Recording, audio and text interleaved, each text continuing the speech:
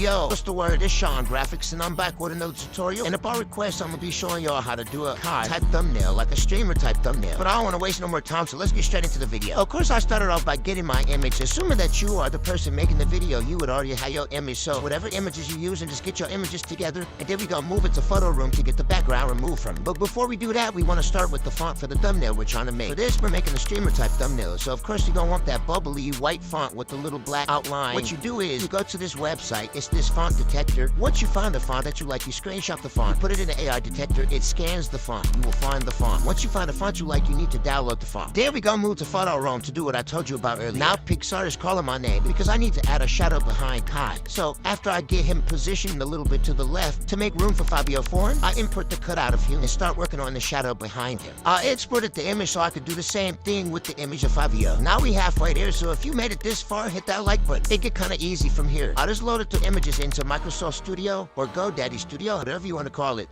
I made the two images blend together using the masking tool in my positioning. Remember, all these apps I'm using in this video is all free to use. So I went to that file where I downloaded that font, and then I pressed open in Fonto. I got the font loaded in, I got the image loaded in, and I began adding the text over the image in Fonto. I added a black stroke around the white letter to give it that little border effect. Then I duplicated the text and turned it black and moved it behind it to create a shadow to give it a 3D effect. And here's the final product. Y'all let me know what y'all think in the comments down below. Let me know what other type of videos y'all want to see me do. And y'all stay tuned. Make sure y'all hit that bell to be notified for any upcoming videos, and hit that like button. My contact information will be down below if you need to purchase any artwork. I do thumbnails, logos, and album covers. Don't worry, I'm not gonna tax you if you don't have a huge following, because I'm based off your following, because I know if you're not getting that many views, you're not gonna be able to pay me that much just to make a thumbnail. So just hit me up, we gonna work some out.